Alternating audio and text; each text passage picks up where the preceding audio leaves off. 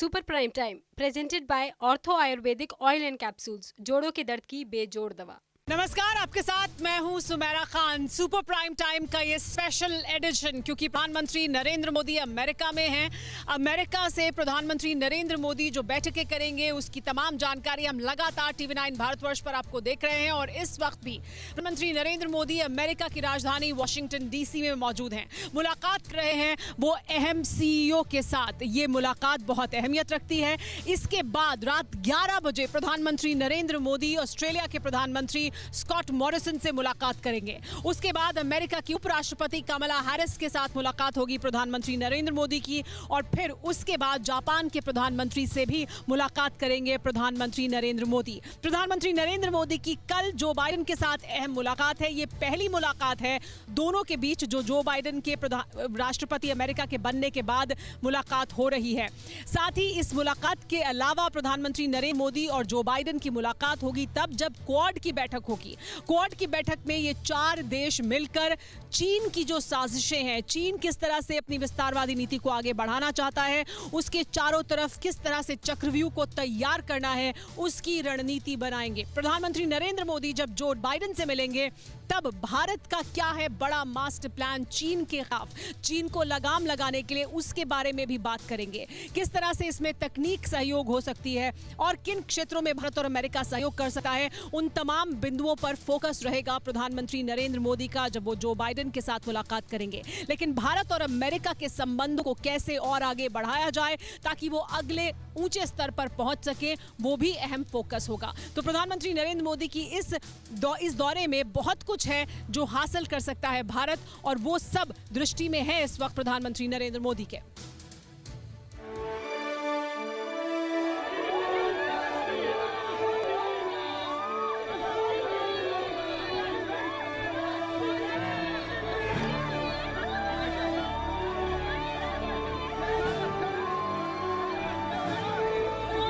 ठीक 24 महीने बाद जब अमेरिका के आंगन में हिंदुस्तान के प्रधान उतरे तो दृश्य कुछ इस तरह था।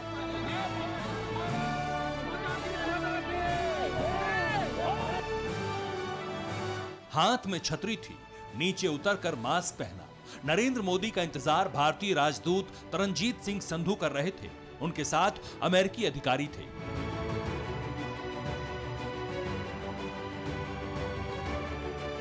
आर्यवर्त की सभ्यता को आकार देते हुए हाथ जोड़कर अभिवादन स्वीकार किया मोदी ने और फिर निकल पड़े उस होटल के लिए जहां ठहरना था।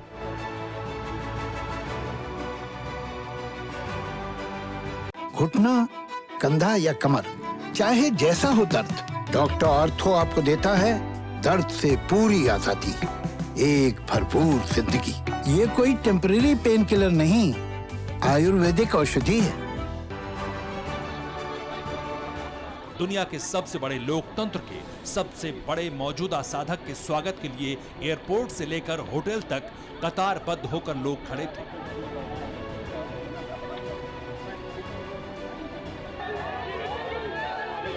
पानी बरस रहा था, इसके बावजूद लोगों का उत्साह आसमान छू रहा था।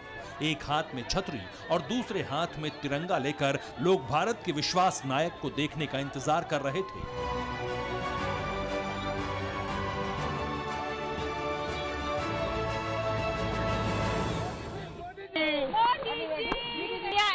To see my beloved Prime Minister, Mr. Modi. We are so excited. We don't mind staying in the rain. We are just excited to see him. We love you, Modi ji. We love you. We love you. This visit is very instrumental in bringing USA-India ties much more stronger given the crisis, the COVID crisis and the uprising in Afghanistan. And only he is the leader who can solve the situations in the world. And we are proud that we are Indians and he's representing millions of Indians and giving a leadership, a direction to the entire world. We are here as a strategic partnership with the USA. As a USA citizen that is born in India and adopted land, we want to ensure that both of our countries remain strong, and that is why Modi ji is as a great leader coming to the United States.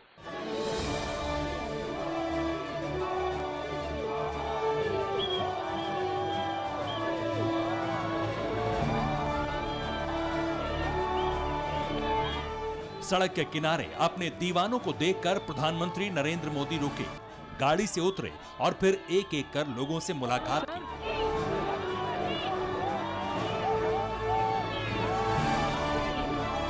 हाथ मिलाया, उनसे बातें की, किसी ने पीले रंग का कपड़ा भेंट किया तो प्रधानमंत्री ने उसे सहर्ष स्वीकार किया। जब पीएम मोदी लोगों से मिल रहे थे तो मोदी मोदी की आवाज अंबर से टकरा रही थी।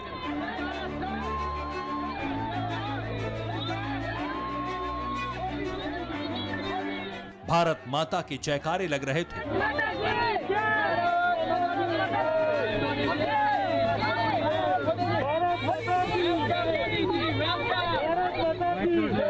ग्लोबल चैलेंजेस हैं, यहाँ पे यूनाइटेड स्टेट्स इंटरनल चैलेंजेस हैं, बाकी देशों में भी हैं, एंड कोविड का तो पर्टिकुलरली चैलेंज है ही।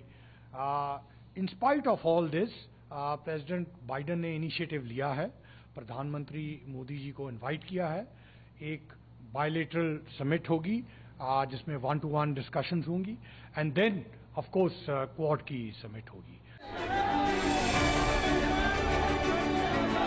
नरेंद्र मोदी जब वॉशिंगटन डीसी में उतरे थे तब भारतीय समय के मुताबिक सुबह के करीब 3:30 बज रहे थे। ज्वाइंट बेस एंड्रयूज से पेंसिल्वेनिया एवेन्यू के होटल बिलार्ड पहुंचे तो वहां भी सत्कार की भव्य तैयारी थी।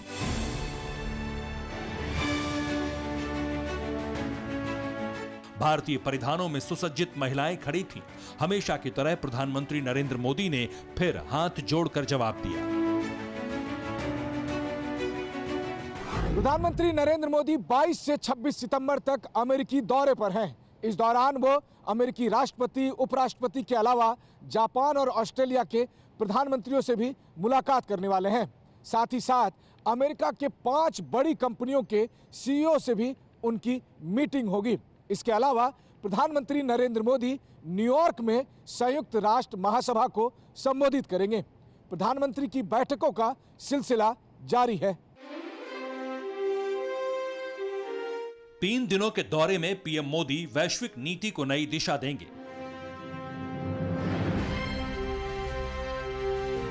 Vice president Kamala Harris, president Biden के साथ उनकी 1-to-1 मुलाकात है। जापानीज प्राइम मिनिस्टर के साथ भी 1-to-1 है, ऑस्ट्रेलियन प्राइम मिनिस्टर के साथ भी 1-to-1 है, प्लस क्वाड की समिट जो सबसे important part of this visit है वहाँ वो भी वाशिंगटन में होगी। फिर प्राइम मिनिस्टर न्यूयॉर्क जाएंगे जहां वो कुछ प्रमुख इंडस्ट्रियलिस्ट और सीईओज के साथ 1-to-1 मीटिंग करेंगे। प्रधानमंत्री नरेंद्र मोदी की भेंट मुलाकात शुरू हो चुकी है। शुरुआत हुई है दुनिया की टॉप 5 कंपनीज के सबसे बड़े अधिकारियों से मुलाकात के साथ।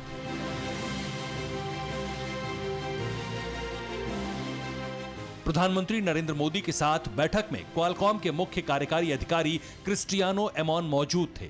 इसके बाद अडोब के चेयरमैन से प्रधानमंत्री मोदी मिले। 7:55 पर फर्स्ट सोलर के सीईओ मार्क विडमर से मुलाकात शुरू हुई। इसके बाद 8:15 पर जनरल एटॉमिक्स के सीईओ के साथ मीटिंग है और फिर सबसे आखिरी में 8:35 पर ब्लैकस्टोन के सीईओ से पीएम मोदी मिलेंगे।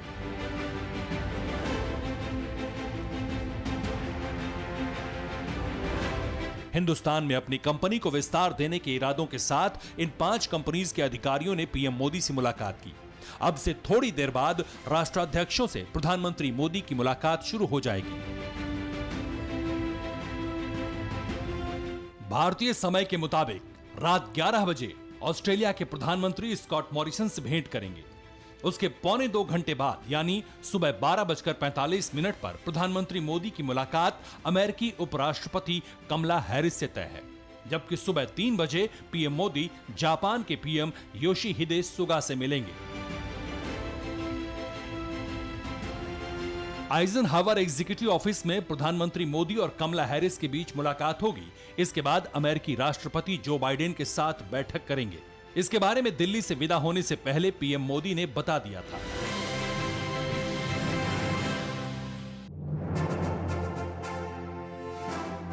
प्रधानमंत्री नरेंद्र मोदी और जो बाइडेन की मुलाकात पर दुनिया की नजरें टिकी हुई है, क्योंकि बाइडेन के राष्ट्रपति बनने के बाद पीएम मोदी पहली बार उनके साथ मीटिंग करने वाले हैं।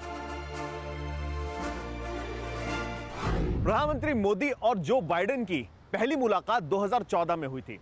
तब प्रधानमंत्री मोदी नए प्रधानमंत्री बने थे और जो बाइडेन अमेरिका के उपराष्ट्रपति थे।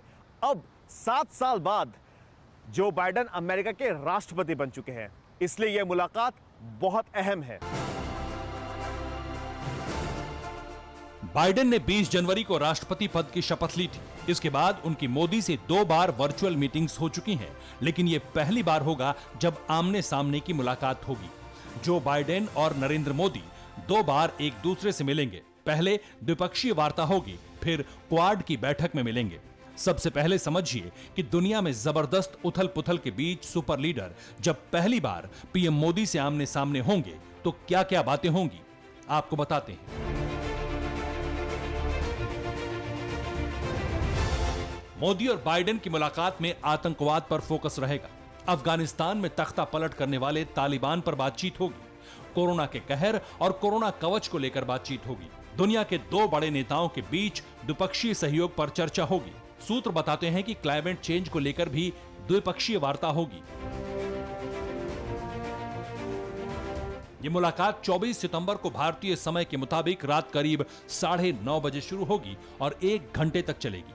दुनिया के 2 सबसे बड़े और पुराने लोकतंत्र के सबसे बड़े नेताओं की 1-to-1 मुलाकात व्हाइट हाउस में होगी।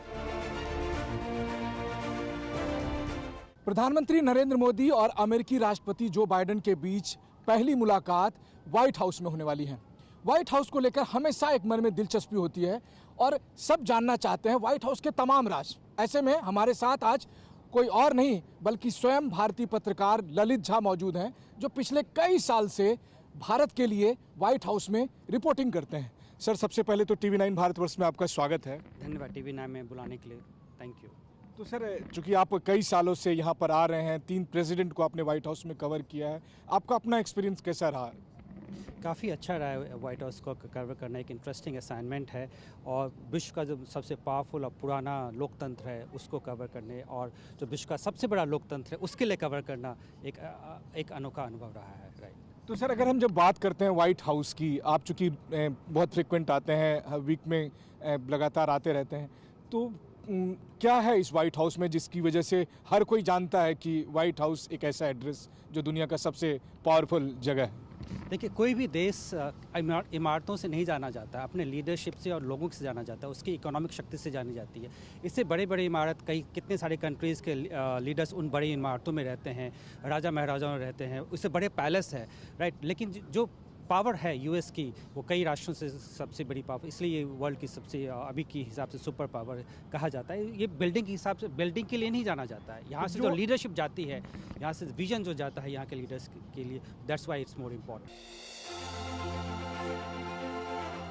इस अभेद्य किले के अंदर जब दोनों नेताओं की मुलाकात होगी तो सबसे ज्यादा फोकस आतंकवाद और तालिबान पर रहने की उम्मीद है। घुटना, कंधा या कमर, चाहे जैसा हो दर्द, डॉक्टर ऑर्थो आपको देता है दर्द से पूरी आजादी, एक भरपूर जिंदगी। ये कोई टेम्परेरी पेन किलर नहीं, आयुर्वेदिक औषधि है। अफगानिस्तान पर जिस तरह तालिबान हावी हुआ है, उस कारण से जो बाइडेन की काफी फजीहत हुई है। जो बाइडेन डैमेज कंट्रोल में लगे हुए हैं, इसीलिए वो समझते हैं कि तालिबान को कंट्रोल करने के लिए भारत काफी अहम है। वही प्रधानमंत्री मोदी के लिए तालिबान पे चर्चा इसलिए इंपॉर्टेंट है क्योंकि अफगानिस्तान पड़ोसी मुल्क है। इसके अलावा दोनों देशों के बीच जारी सहयोग को आगे बढ़ाने पर बातचीत होगी। दोनों देश एक दूसरे का हाथ थामकर आगे बढ़ने की रणनीति को नई दिशा देंगे। क्लाइमेट चेंज को लेकर प्रधानमंत्री मोदी मंत्र देंगे। पीएम मोदी और जो बाइडेन क्वाड की बैठक में भी मिलने वाले हैं। बीजिंग में बैठे बेलगाम विस्तारवादी बादशाह के मंसूबों को मटियामेट करने के इरादों से बने क्वाड की बैठक में भारत, अमेरिका, जापान और ऑस्ट्रेलिया हैं। चारों देशों के प्रधान मिलने वाले हैं। अब जरा जानिए कि क्वाड की बैठक में किन किन मुद्दों पर चर्चा हो सकती है।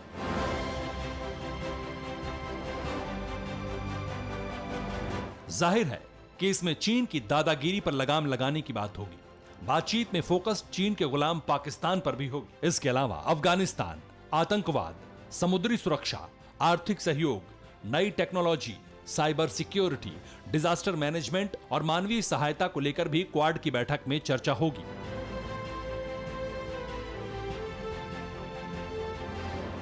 वैसे तो क्वाड एक असैन्य संगठन है, लेकिन हिंद और प्रशांत महासागर में चीन की हरकतों और विस्तारवादी नीतियों को देखते हुए इन 4 देशों का साथ आना काफी अहम माना जा रहा है। चीन के रवैये को लेकर किसी कारगर रणनीति पर भी विचार किया जा सकता है, क्योंकि क्वाड देशों के लिए चीन साझा चुनौती पेश कर रहा है। इस क्षेत्र के छोटे देशों जैसे मलेशिया, फिलीपींस, ब्रुनेई और ताइवान के अलावा वो जापान को भी आंख दिखाने की कोशिश कर रहा है। ताइवान को तो क्वाड की बैठक का बेसब्री से इंतजार है। So, ma'am, since Indian Prime Minister is visiting USA, and then the Quad Summit will be held on 24th. What is your view on Quad Summit and then US-India relationship? How it will help Taiwan? Well, the Quad mechanism is a summit of the most important partners in this region, although Taiwan is not a member of Quad, but the issues that Quad covers, including climate, the fight against COVID-19, supply chain security, Taiwan has tremendous interest and an important role to play as well. And so we do seek to build partnerships with all the Quad members and other like-minded friends in the region on these very important areas. Taiwan and India in particular have a lot of strengths where we can complement each other in the technology area, in manufacturing, and in so many other areas. इसके पहले मार्च 2021 में अमेरिकी राष्ट्रपति Joe Biden की अध्यक्षता में भारत के प्रधानमंत्री नरेंद्र मोदी, ऑस्ट्रेलिया के पीएम स्कॉट मॉरिसन और जापान के पीएम योशिहिदे सुगा की वर्चुअल मीटिंग हुई थी। चीन को घेरने की सटीक रणनीति बनी थी। अब जब फिर से क्वाड की बैठक हो रही है तो न सिर्फ पुराने फैसलों की समीक्षा होगी, बल्कि नए सिरे से ड्रैगन के मंसूबों को मटियामेट करने की रणनीति बनेगी। क्वाड की रणनीति से चीन तिलमिला चुका है। चीन के विदेश मंत्रालय ने क्वाड को खारिज कर दिया है, लेकिन अमेरिका और हिंदुस्तान समेत चारों देश अपने संकल्प को सिद्ध करने के लिए प्रतिबद्ध हैं। जो बाइडेन और नरेंद्र मोदी क्वाड की प्रतिबद्धता को नया आयाम देंगे। क्वाड की बैठक में भविष्य की नीति बनाने के बाद प्रधानमंत्री मोदी न्यूयॉर्क के लिए रवाना हो जाएंगे और 25 सितंबर को वहां संयुक्त राष्ट्र महासभा के 76वें सत्र को संबोधित करेंगे। रोहित शर्मा के साथ Manish Jha, Washington DC, TV9 Bharatvarsh.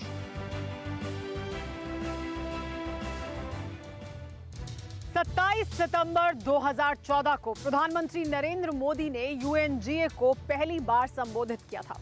35 minute के अपने इस भाषण में प्रधानमंत्री नरेंद्र मोदी ने कई अहम मुद्दों के बारे में बात की थी, लेकिन वो मुद्दा जिस पर सबसे ज्यादा जोर दिया था प्रधानमंत्री नरेंद्र मोदी ने, वो था आतंकवाद का मुद्दा। आतंकवाद को किस तरह से दुनिया से खत्म करना चाहिए और कैसे सबको इसके लिए मिलकर लड़ने की जरूरत है, इस पर जोर दिया था प्रधानमंत्री नरेंद्र मोदी ने। और अब पूरी दुनिया आतंकवाद के दंश को महसूस कर रही है। तमाम ऐसे देश हैं जो आतंकवाद की जद में हैं, आतंकवाद के प्रहार को झेल रहे हैं। तो अब एक बार फिर जब प्रधानमंत्री नरेंद्र मोदी यूएनजीए को संबोधित करेंगे तो एक सुप्रीम वर्ल्ड लीडर की तरह एक बार फिर टेररिज्म को कैसे जड़ से पूरी दुनिया को उखाड़ फेंकना चाहिए, इस पर जरूर जोर देंगे। लेकिन प्रधानमंत्री नरेंद्र मोदी के इस भाषण से पहले एक देश है जिसे बहुत ज्यादा परेशानी हो रही है।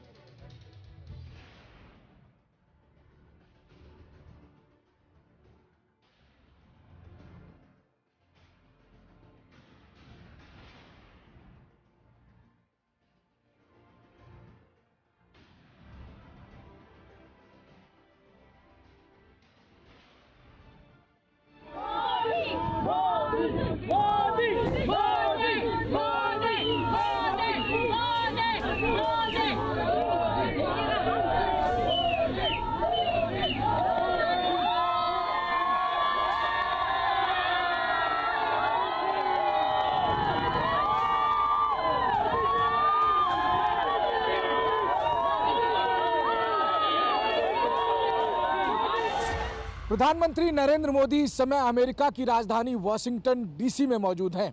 इस दौरान प्रधानमंत्री मोदी अमेरिका के राष्ट्रपति जो बाइडेन, उपराष्ट्रपति कमला हैरिस के अलावा ऑस्ट्रेलिया और जापान के प्रधानमंत्री से भी मुलाकात करेंगे। साथ ही साथ प्रधानमंत्री मोदी क्वाड के सुपर समिट में भी हिस्सा लेंगे। मगर 25 सितंबर को प्रधानमंत्री मोदी न्यूयॉर्क जाएंगे, जहां पर वो यूनाइटेड नेशन के 76 सत्र को संबोधित करेंगे। इससे पहले भी प्रधानमंत्री मोदी 4 बार यूनाइटेड नेशन जनरल असेंबली को संबोधित कर चुके।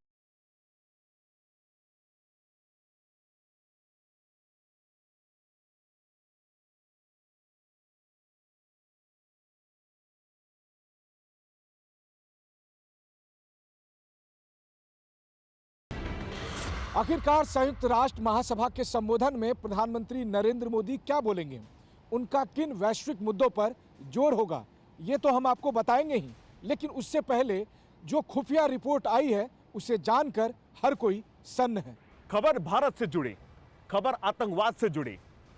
भारतीय इंटेलिजेंस एजेंसियों ने अलर्ट किया है कि अफगानिस्तान में तालिबानी हुकूमत आने के बाद पहली बार अफगानिस्तानी आतंकवादियों ने भारत में घुसपैठ की है।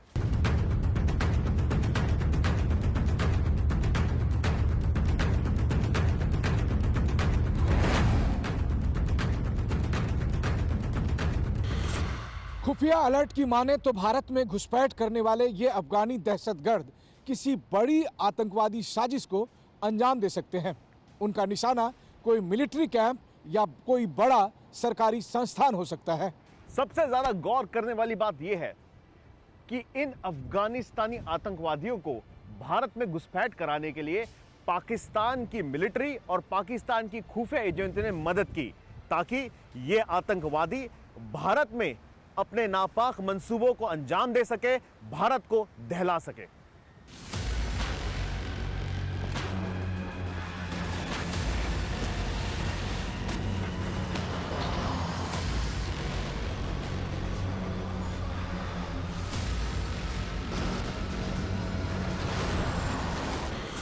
पश्चिम एशिया में विभाजक रेखाएं और आतंकवाद बढ़ रहे हैं।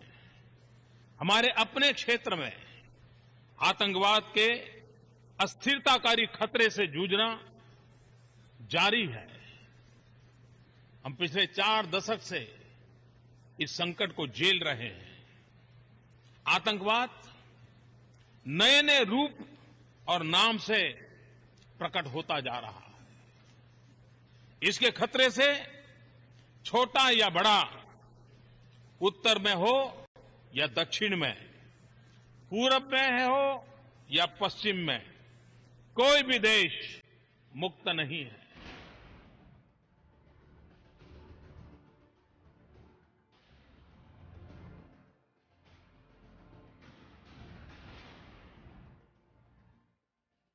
सात साल पहले संयुक्त राष्ट्र महासभा में संबोधन के दौरान प्रधानमंत्री नरेंद्र मोदी ने अगर किसी मुद्दे पर सबसे ज्यादा जोर दिया था, जिससे पूरी दुनिया को सचेत किया था, तो वो आतंकवाद ही था।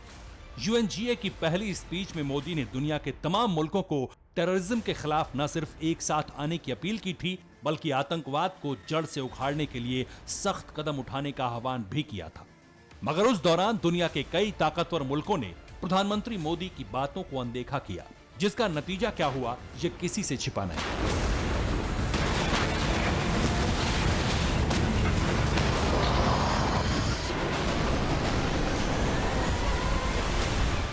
पूरी दुनिया जानती है कि पाकिस्तान की मदद से तालिबान जैसे आतंकी संगठन ने पठान लैंड पर कब्जा कर लिया। हर कोई इस बात से भी वाकिफ है कि आतंकियों की सबसे सुरक्षित पनाहगाह भी पाकिस्तान ही है। दशकों से पाकिस्तान की गोद में आतंकी और उनके आका पल रहे हैं।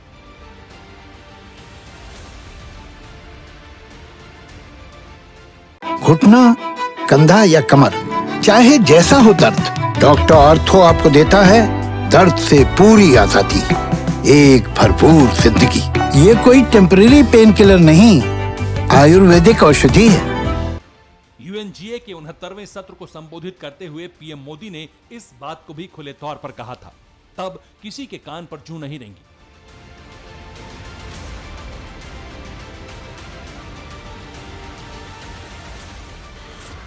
मुझे याद है जब मैं 20 साल पहले विश्व के कुछ नेताओं से मिलता था और आतंकवाद की चर्चा करता था, तो उनको ये बात गले नहीं उतरती थी। वो कहते थे तो लॉ एंड ऑर्डर प्रॉब्लम है। लेकिन धीरे धीरे आज पूरा विश्व देख रहा है कि आतंकवाद किस प्रकार के फैलाव करता चला जा रहा है। परंतु क्या हम वाकई इन ताकतों को से निपटने के लिए सम्मिलित रूप से ठोस अंतर्राष्ट्रीय प्रयास कर रहे हैं? और मैं मानता हूं ये सवाल बहुत गंभीर है। आज भी कई देश आतंकवादियों को अपने क्षेत्र में पनाह दे रहे हैं और आतंकवाद को अपनी नीति का उपकरण मानते हैं। और जब good terrorism and bad terrorism ये बातें सुनने को मिलती है, तब तो आतंकवाद के खिलाफ लड़ने की हमारी निष्ठाओं पर भी सवाल या निशान खड़े होते हैं।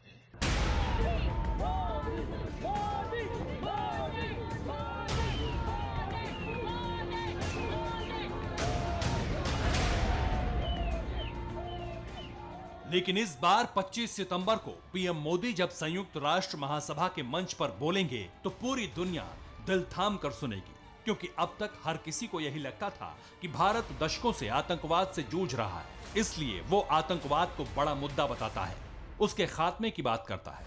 लेकिन सच तो यह है कि मौजूदा वक्त में आतंकवाद जैसी बला से हर मुल्क सहमा हुआ है। टेरर अटैक से कई देशों के होश उड़े हुए हैं, लिहाजा निजात पाने का सिर्फ एक ही तरीका है, प्रधानमंत्री मोदी के सुझाए रास्तों पर चलना, आतंकवाद के खिलाफ एकजुट होकर लड़ना।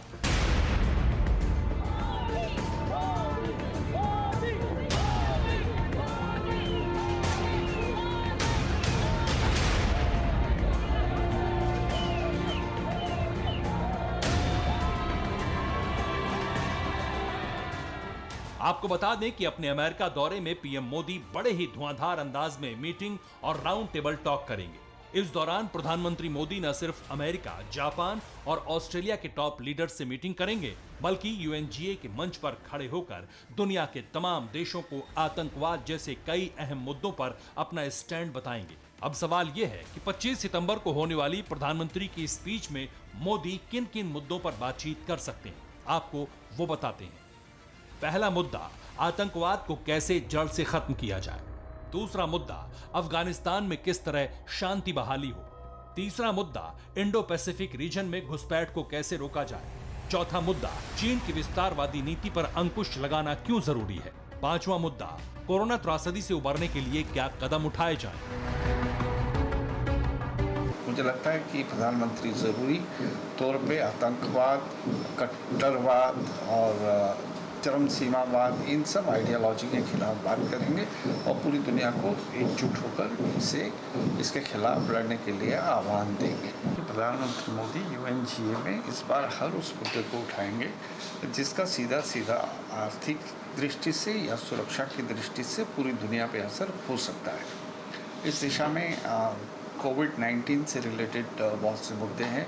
बहुत ज़्यादा ज़रूरत है कि जल्द से जल्द पूरी दुनिया को वैक्सीनेट किया जाए।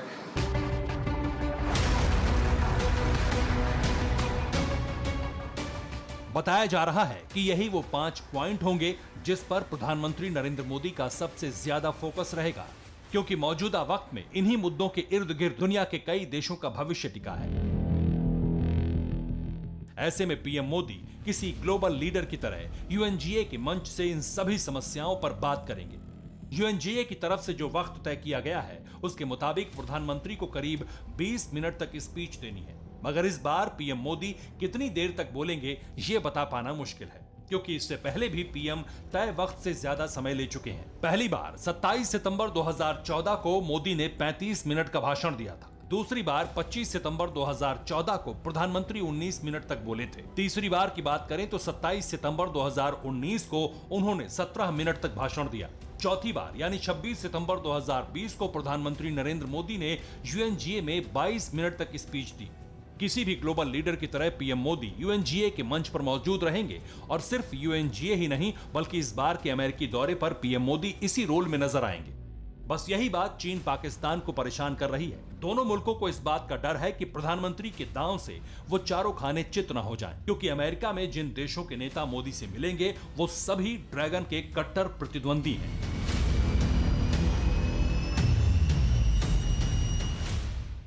भारत जब किसी से दोस्ती का हाथ बढ़ाता है तो वो किसी तीसरे के खिलाफ नहीं होती। भारत जब विकास की साझेदारी मजबूत करता है तो उसके पीछे किसी साथी देश को मजबूर करने की सोच नहीं होती। हम अपनी विकास यात्रा से मिले अनुभव साझा करने में कभी पीछे नहीं रहते।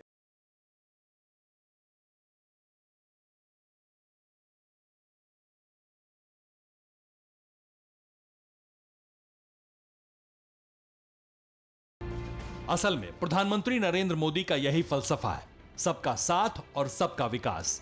बिना किसी वजह के हिंदुस्तान किसी को छेड़ता नहीं। अगर तब भी कोई मुल्क भारत के लिए रोड़ा बनता है, बार बार साजिश रचता है, तो फिर भारत उसे छोड़ता भी नहीं। वॉशिंगटन डीसी से रोहित शर्मा के साथ मनीष झा, TV9 भारतवर्ष।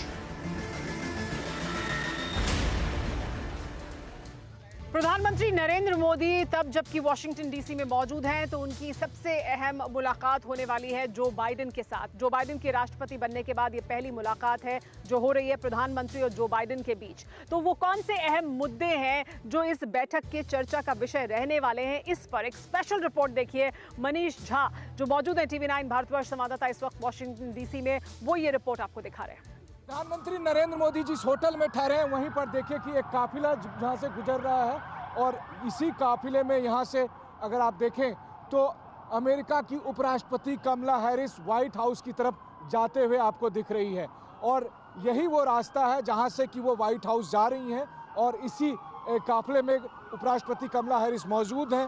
थोड़ी देर के बाद प्रधानमंत्री नरेंद्र मोदी की उनके साथ मीटिंग भी होने वाली है। वहीं इसी होटल के सामने में एक ट्रक में ये एक शानदार बिल बोर्ड है जहां पर देखिए आपकी अमेरिका के राष्ट्रपति जो बाइडेन और प्रधानमंत्री नरेंद्र मोदी की तस्वीर लगी हुई है। इसके अलावा जो दूसरा बिल बोर्ड है जिसमें बताया गया है कि यूनाइटेड स्टेट्स और इंडिया मिलकर किस तरह से आतंकवाद के खिलाफ लड़ाई लड़ रहे हैं। वैक्सीन को लेकर यहाँ देखिए कि फाइजर का एक बिल बोर्ड है कि कैसे यूएस और इंडिया की हेल्थ पार्टनरशिप यहाँ पर हो रही है। और ये सबसे अहम देखिए कि 3 एग्रीमेंट का जिक्र है, लेमो, कॉमकासा एंड बेका। ये 3 फाउंडेशन एग्रीमेंट हैं जो कि अमेरिका और भारत के बीच में हुए हैं ताकि दुनिया को सुरक्षित किया जा सके। तो अलग अलग तरह के बिल बोर्ड्स को बताते हुए ये ट्रक वॉशिंगटन डीसी में इस तरह सड़कों पर घूम रहे हैं और ताकि अमेरिकी लोगों को भी बता सके कि भारत और अमेरिका के बीच जो ये गठबंधन है वो वैश्विक शांति और सुरक्षा के लिए कितना महत्वपूर्ण है और उस लिहाज से इस बिल बोर्ड में ये सब कुछ बताने की कोशिश भी की गई है। कैमरामैन वीरेंद्र मौर्य के साथ मनीष झा, TV9 भारतवर्ष, वॉशिंगटन। तालिबान को सत्ता पर काबिज हुए अभी 1 महीना भी नहीं बीता है। तालिबान के लिए एक तरफ ISIS खुरासान बारूदी साजिशें कर रहा है, उसको खत्म करने की फिराक में है, तो वहीं दूसरी तरफ तालिबान के भीतर भी सत्ता संघर्ष को लेकर 2 गुट साफ तौर पर दिखाई दे रहे हैं। एक गुट है मुल्ला याकूब का तो दूसरा गुट है हक्कानी नेटवर्क का। और काबुल से लेकर कंधार तक तालिबान के बीच जो सत्ता के लिए ये जंग हो रही है वो उसकी जड़ों को कमजोर करती जा रही है।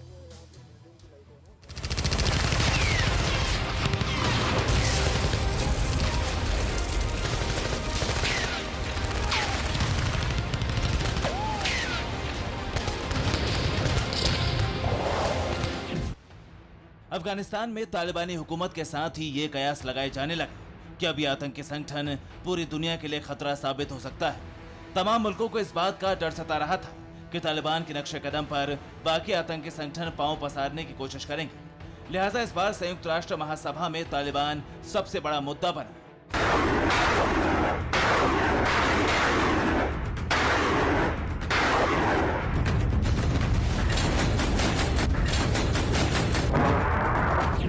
लेकिन किसे पता था कि जिस अफगानिस्तान को तालिबान ने अपना गुलाम बनाया, जिस पर कब्जा जमाया, वही तालिबान अब पठानलैंड में अपना वजूद बचाने की कोशिश में जुटा है। जी हाँ, सबसे पहले आईसिस खुरासान ने तालिबान के खिलाफ बगावत छेड़ी।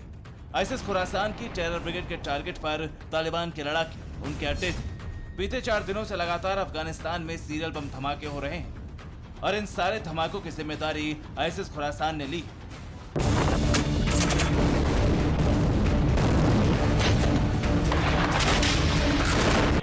आईसिस खुरासान ने अफगानिस्तान के नंगरहार प्रांत में मौजूद तालिबान की पोस्ट पर धमाका किया, जिसमें 7 लोग मारे गए। मरने वालों में तालिबान के 4 फाइटर्स भी शामिल थे।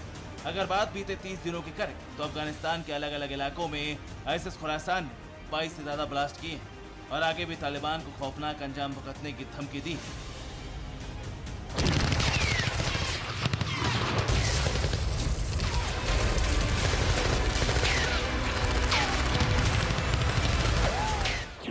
लेकिन पठानलैंड पर सिर्फ आईसिस खुरासान ही तालिबान के लिए सबसे बड़ा खतरा नहीं है। असल में सत्ता को लेकर तालिबान में जो तकरार छिड़ी उससे भी हाहाकार मचा हुआ है। कंधार से काबुल तक वर्चस्व की जंग छिड़ी, जिसके 2 किरदार हैं। पहला किरदार मुल्ला मोहम्मद याकूब, दूसरा किरदार सिराजुद्दीन हक्कानी। अफगानिस्तान से जो खबर सामने आ रही उसके मुताबिक सत्ता में ज्यादा हिस्सेदारी को लेकर हक्कानी और मुल्ला महमूद याकूब आपस में भिड़ चुके हैं। दावा यह भी किया जा रहा है कि चंद दिनों पहले दोनों के बीच झड़प भी हुई। असल में मुल्ला याकूब तालिबानी शासन में न सिर्फ अफगानिस्तान का रक्षा मंत्री है, बल्कि तालिबान के संस्थापक मुल्ला मोहम्मद उमर का बेटा भी। लिहाजा मुल्ला याकूब तालिबानी नेताओं और लड़ाकों का चहेता भी। मगर इस बीच हक्कानी गुट ने जिस तरह से तालिबान में अपनी पैठ बढ़ाई उससे मुल्ला याकूब का माथा ठनका हुआ है। खुफिया सूत्रों की माने तो मुल्ला याकूब को इस बात से भी नाराजगी कि तालिबानी हुकूमत को पाकिस्तान और आईएसआई कंट्रोल कर रहे हैं। याकूब ने हक्कानी पर आईएसआई को बढ़ावा देने का आरोप लगाया है। रक्षा मंत्री याकूब को कांधार में बैठे मुल्ला बरादर का भी समर्थन है। असल में मुल्ला याकूब और मुल्ला बरादर का दुश्मन एक ही और वो है हक्कानी नेटवर्क। मुल्ला बरादर को तालिबान से साइडलाइन भी हक्कानी गुट ने किए और अब मुल्ला याकूब का भी पत्ता साफ करने की तैयारी की जा रही और इसके लिए पाकिस्तान और आईएसआई हक्कानी गुट की मदद कर रहा है। खबर तो ये भी सामने आई कि काबुल में हक्कानी ग्रुप ने 9000 खतरनाक हथियारों से लैस आतंकी तैनात किए ताकि मौका मिलते ही मुल्ला मोहम्मद याकूब के गुट का सफाया कर सके। हक्कानी नेटवर्क को मजबूत करने के लिए गल्फ कंट्री और पाकिस्तान से फंडिंग भी की जा रही। बस यही बात मुल्ला याकूब को बर्दाश्त नहीं। वो तालिबान सरकार में पाकिस्तानी खुफिया एजेंसी आईएसआई से कोई हस्तक्षेप नहीं चाहता है। यही वजह है कि मुल्ला याकूब और हक्कानी में जबरदस्त तनाव है। Bureau report, TVN Bharatvarsh. और अब बात भारत के उस ब्रह्मास्त्र की जिसका उन्नत संस्करण टेस्ट के लिए पूरी तरह से तैयार है। जी हाँ, हम बात कर रहे हैं अग्नि 5 की, जिसका आज टेस्ट होना था, लेकिन किसी वजह से इस टेस्ट को टाल दिया गया है। जैसे ही ये खबर सामने आई, पूरी दुनिया में हलचल बढ़ गई। भारत की अग्नि 5 मिसाइल बहुत ज़्यादा क्षमता रखती है। इसके साथ ही एटमी हथियारों से भी ये लैस हो सकती है और इसकी मार की जद में चीन और पाकिस्तान भी पूरी तरह से आता है। इसी वजह से अग्नि 5 का जब जिक्र आता है तो चीन और पाकिस्तान में खास तौर पर हड़कंप मच जाता है। 6, 5, 4, 3, 2, 1, now.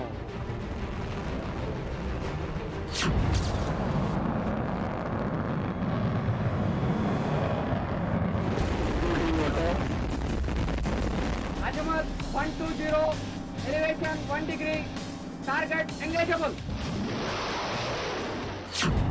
वो भारतीय ब्रह्मास्त्र जो दुश्मनों के लिए काल से कम नहीं। वो शत्रु संहारक अग्निबाण जो त्राहिमाम मचाने के लिए विख्यात है। वो महामिसाइल जिसे दुनिया अग्नि के नाम से जानती है। दुश्मनों को बर्बाद करने के लिए सबसे बेहतरीन हथियारों में एक अग्नि मिसाइल का सबसे घातक और सबसे विध्वंसक संस्करण सामने आने वाला है। भारत के विज्ञान वीर अग्नि 5 मिसाइल का परीक्षण करने वाले हैं। अग्नि सीरीज के सभी विध्वंसकारी वर्जन की आहट भर से चीन चिल्लाने लगता है। कांपते हुए ड्रैगन का डर कैसे आकार ले रहा है ये बताएंगे, मगर उससे पहले जानिए कि भारत अग्नि मिसाइल का 7 बार सफल परीक्षण कर चुका है। 8वीं बार अग्नि 5 विजयी उड़ान भरने के लिए तैयार है। न्यूक्लियर वॉरहेड ले जाने में सक्षम अग्नि 5 मिसाइल के सेना में शामिल होने के बाद भारत दुनिया के उन एलीट देशों में शामिल हो जाएगा जिनके पास न्यूक्लियर हथियारों से lace inter continental ballistic missile है। हिंदुस्तान ने दुश्मन मारक हथियार यानी अग्नि 5 पर defence research and development organisation यानी डीआरडीओ ने 13 साल पहले काम शुरू किया था। सबसे पहले जानिए कि परमाणु ताकत से सुसज्जित अग्नि 5 कैसे भारतीय सेना के सबसे अहम हथियार और दुश्मनों के लिए खौफ का पर्याय बनने वाली है। अग्नि 5 का उन्नत वर्जन जो परीक्षण के लिए तैयार है, उसकी रेंज करीब 5000 किलोमीटर की होगी। यह भारत के पास मौजूद सबसे लंबी दूरी की मिसाइलों में से एक है। अग्नि 5 बैलिस्टिक मिसाइल एक साथ कई हथियार ले जाने में सक्षम है। यह मिसाइल 1.5 टन तक न्यूक्लियर हथियार अपने साथ ले जा सकती है। इसकी स्पीड मैक 24 है, यानी आवाज की स्पीड से 24 गुना ज्यादा रफ्तार है। यह मिसाइल एक साथ मल्टीपल टारगेट के लिए लॉन्च की जा सकती है। अग्नि 5 की लॉन्चिंग सिस्टम में कैनिस्टर तकनीक का इस्तेमाल किया गया है। इस वजह से इस मिसाइल को कहीं भी आसानी से ट्रांसपोर्ट किया जा सकता है। अग्नि 5 मिसाइल का इस्तेमाल भी बेहद आसान है। इस वजह से देश में कहीं भी इसकी तैनाती हो सकती है। इसकी लंबाई करीब 17 मीटर, चौड़ाई 2 मीटर और वजन 50 टन है। वॉरहेड क्षमता 1.5 टन है, जबकि अधिकतम स्पीड 29,000 किलोमीटर प्रति घंटा है।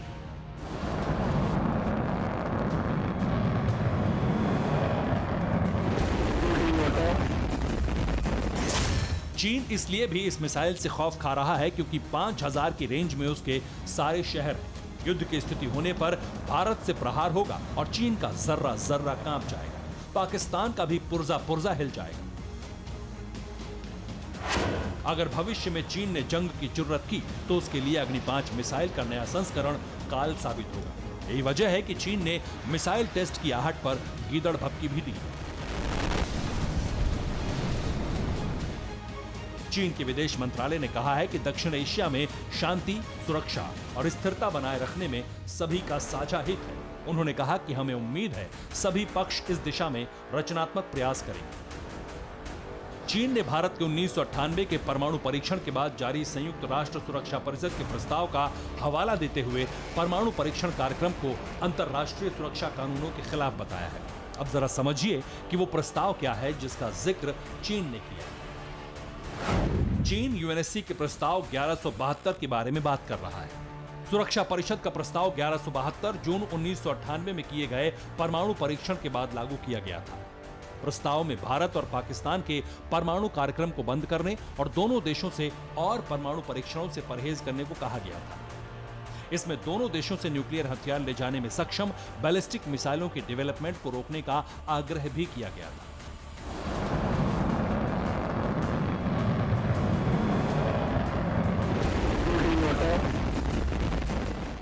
हालांकि भारत इस प्रस्ताव को मानने के लिए बाध्य नहीं है। यही वजह है कि चीन के अलावा पाकिस्तान में भी वैसी ही घबराहट है। अब जरा समझिए कि भारत की तुलना में चीन और अमेरिका कहां है। चीन के पास भारत के मुकाबले ज्यादा रेंज और आधुनिक तकनीक की मिसाइल है। चीन की DF-31 मिसाइल की रेंज 8000 किलोमीटर है और DF-41 मिसाइल की रेंज 12000 किलोमीटर तक है। पाकिस्तान की गौरी 2 मिसाइल की रेंज 2300 किलोमीटर है और शाहीन 2 मिसाइल की रेंज करीब 2500 किलोमीटर है। पाकिस्तान शाहीन 3 पर भी काम कर रहा है जिसकी रेंज 2700 किलोमीटर तक हो सकती है। फिलहाल दुनिया के मुट्ठी भर देशों के पास ही इंटर कॉन्टिनेंटल बैलिस्टिक मिसाइल है। इनमें रूस, अमेरिका, चीन, फ्रांस, इजराइल, ब्रिटेन और उत्तर कोरिया शामिल है। भारत इस ताकत से लैस होने वाला दुनिया का 8वां देश होगा।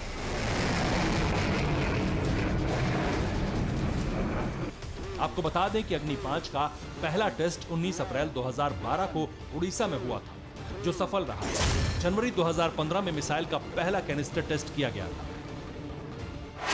तब मिसाइल को रोड मोबाइल लॉन्चर से लॉन्च किया गया था। 10 दिसंबर 2018 को मिसाइल का आखिरी टेस्ट किया गया। खास बात यह है कि अब तक मिसाइल के 7 टेस्ट किए जा चुके हैं, सभी कामयाब हैं। अग्नि 5 को 2020 में ही सेना में शामिल करने की तैयारी थी, लेकिन कोरोना की वजह से टेस्ट में देरी हो गई। Bureau report, TV9 Bharatvarsh. 120, elevation 1 degree, target engageable. चीन लगातार पाकिस्तान को अपने शिकंजे में कसता जा रहा है। चीन ने पाकिस्तान को पहले सीपैक का ख्वाब दिखाया और अब स्वास्थ्य गलियारे के सहारे पाकिस्तान पर अपने कब्जे को और ज्यादा बढ़ाना चाहता है। एक रिपोर्ट में यहां तक दावा किया गया है कि कुछ समय बाद पाकिस्तान मिनी चाइना बन जाएगा। इस रिपोर्ट में कहा गया है कि 2025 तक चीन का यह प्लान है कि वो लगभग 50 लाख चाइनीज को पाकिस्तान में बसा दे।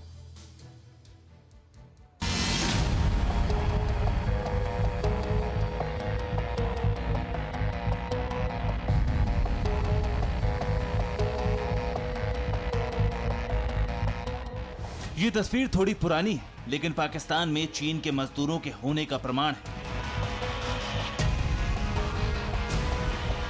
चीन पाकिस्तान आर्थिक गलियारे में चाइनीज मजदूरों की दखल है और ये दखल लगातार बढ़ता जा रहा है। सीपैक में पाकिस्तानी मजदूरों के बजाय चाइनीजों से काम करवाने की जिद का आलम यह है कि अपने ही मुल्क में चिन्ना के वायरस बेरोजगार घूम रहे हैं।